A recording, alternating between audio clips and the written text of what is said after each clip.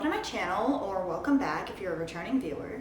I'm Maisie, and this is Maisie with a Z, and today for Bookmas Day 11, I'm going to be talking about 24 books I want to read in 2024.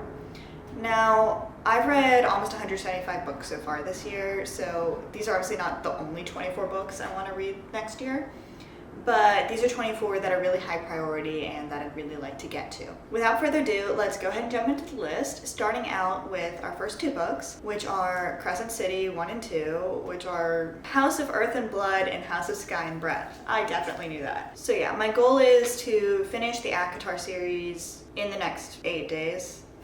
I don't know if that's actually going to happen or not, but that's the goal. And then read the first two Crescent City books next year in preparation for the third book coming out in January. Also, this list is only going to include books I already own. So while I intend to read the third Crescent City book next year as well, and I've already pre-ordered it, I don't actually own it yet. So it's not on this list. The third book is Swordcatcher by Cassandra Clare. I love Cassandra Clare's books so much. This is her first non-Shadowhunters book, so I'm super excited. It's adult fantasy. I don't know, I'm really looking forward to it. I don't know that much of what it's about other than the fact that it's adult fantasy, but I trust Cassandra Clare implicitly, so I'm not at all concerned and I'm sure I'm going to love it. And then our fourth book is Day of Fallen Night by Samantha Shannon. And this is a companion novel slash prequel to Priory of the Orange Tree, which I read this past spring and absolutely loved. So I'm really looking forward to this. It's very long, but I'm sure it's going to be great, and I'm really looking forward to it. There's a lot of very long books on this list, but it's going to be okay. We're going to make it through it. I have a year to do this. So yes, I absolutely loved Priory of the Orange Tree, and I'm sure I'm gonna love Day and Fallen Night. I love the dragons. I love the sapphic relationships. It's gonna be great. And next up, books 5 and 6 are books 2 and 3 of the original Mistborn trilogy. This is another case where I read the first Mistborn book this past year, absolutely loved it. It was my first Cosmere book, and it was amazing, and I'm very much looking forward to books 2 and 3. I'm really excited for these, and I'm really excited to read more of the Cosmere once I get through them, and yeah, I just love this world. I love the characters. I love Brandon Sanderson's writing, and I don't know, it's just so good. Next up, books 7 and 8 are our first non-fantasy books on this list, which are Emma and Mansfield Park, both by Jane Austen, which are the only Jane Austen books I have not read yet. So I'm really hoping to get to this year. I've been meaning to get to them for years, and hopefully this year will be the year. Where I love Jane Austen, I love all her other books that I've read. That's not true. Sense and Sensibility and I have a bit of a love-hate relationship where I love Eleanor, Marianne's not my fave. But, you know, I'm sure I'm gonna like Emma and Mansfield Park. Emma, I have obviously seen movie adaptations. Where I saw the 2020 Emma, I saw Emma Approved, if any of you ever saw that, which is a web series adaptation of Emma, and it's so good. Yeah, I'm sure I'm going to like Emma. And Mansfield Park, my mom doesn't think I'm gonna like. It's her least favorite Jane Austen book, but it's still Jane Austen, and I love Jane Austen, so it'll hopefully be a good time. And then book 9 is Tenant of Wildfell Hall, which is by Anne Bronte. The other Bronte books I've read are Wuthering Heights and Jane Eyre, so I want to kind of expand into more of the Bronte books, and I own the Clockwork Classics version of Tenant of Wildfell Hall, so that seemed like a good place to start. So yeah, it sounds super interesting. I think it's an epistolary novel. I don't even know if I'm pronouncing that right, but I promise I'm an English major, y'all. My understanding is it's framed as through letters, and I'm super interested, and I think it's gonna be a good time, hopefully. I've never heard that much about it, but I own it, so we're gonna read it. And then book 10 is Cloud Cuckoo Land by Andrew Doerr. This I've owned for 2 years since it came out, and I'm going to read it this year. Yeah, this, by my understanding, weaves together timelines spanning millennia, following different characters who are all connected through the same book that they read, something like that. I don't know, but I've heard nothing but good things about this, and I'm super excited for it. And also, I've owned it since it came out, so I need to read it. But yeah, I've heard nothing but good things about this. I'm sure it's going to be great. And then we have Vox Machina, Kith and Kin. This is a companion book to the Critical Role D&D podcast live stream thing, which I absolutely love. And Vex and Vax are my favorite characters from it, so I absolutely had to get the novel prequel for them. And this is another book I've owned since it came out and was super excited for. I just still have not read. And so I need to fix that. Because again, this is following two of my favorite characters, in franchise I adore. I just have not read it for really no actual reason. So yes, this is definitely high on the TBR for 2024. And then I've got Good Omens by Neil Gaiman and Terry Pratchett. And this is another book, been on my TBR forever. I was super excited for it. I have no good reason for why I haven't read it.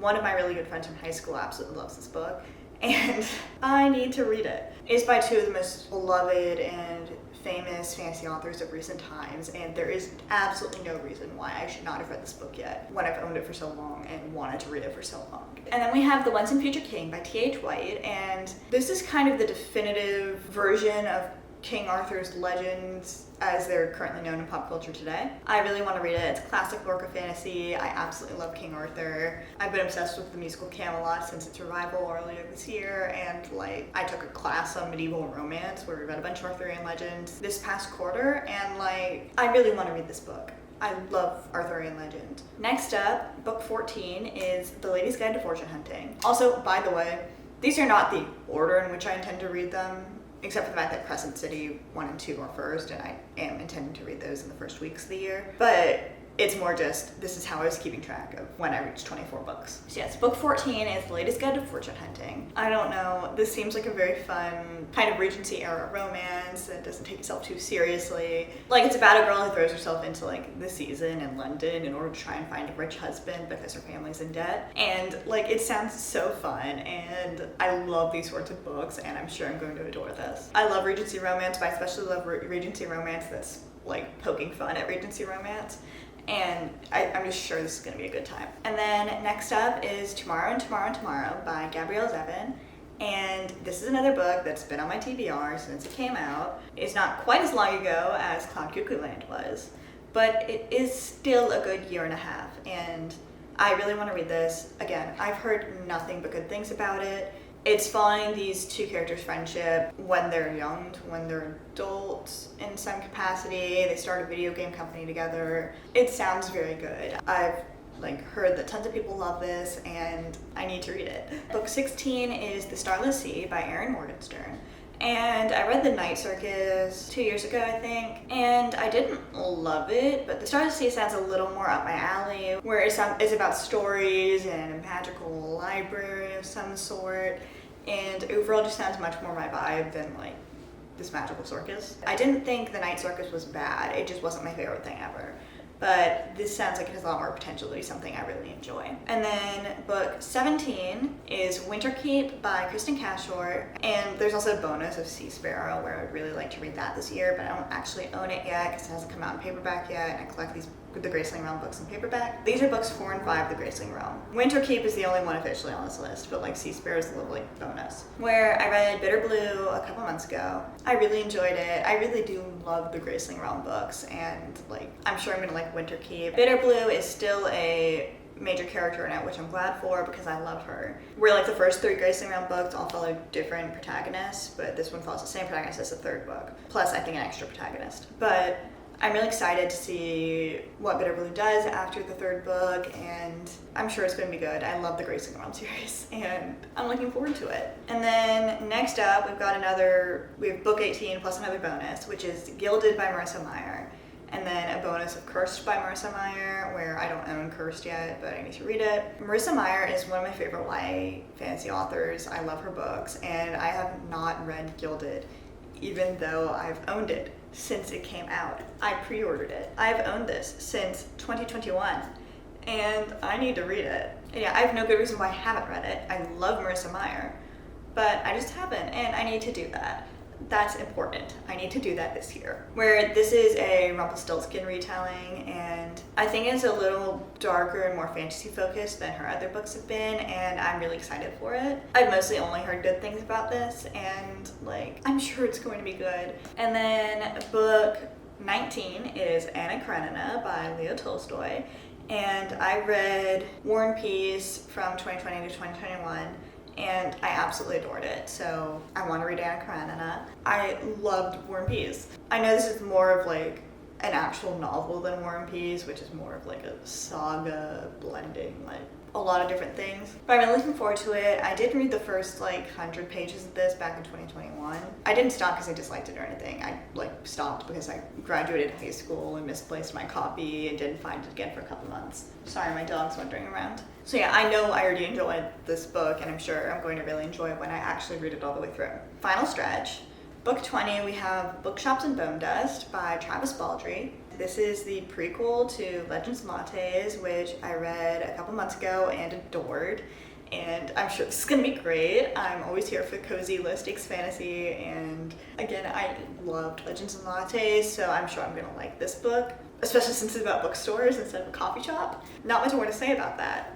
And then we have The Secret Service of Tea and Treason by India Holton. And this is the third book in her Dangerous Damsel series, where the first book was The Wisteria Society for Lady Scoundrels, and then there was The League of Gentlewoman Witches, and this is the third book. And the first two books in the series have been so fun. If you like cozy fantasy, if you like very low stakes fantasy, this series is so fun and whimsical, and it's just such a good time. And this is the third book, and I'm really looking forward to it, and I think it has a fake marriage trope. Yeah, it has a fake marriage trope, which I'm sure is going to be fun, and I'm just like, it's going to be good. I trust India Holton. I've just been saving this book for the right time, because I don't want to waste the dopamine on a time when I don't actually need it, you know?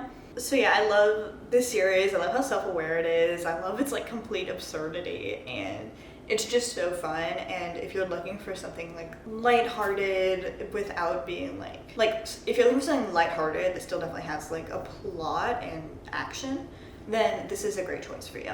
Book 22 is A Darker Shade of Magic by V.E. Schwab. I've owned this book for at least 2 years. It's been on my TBR for even longer. I need to read it. Where this is the first book in the Shades of Magic trilogy.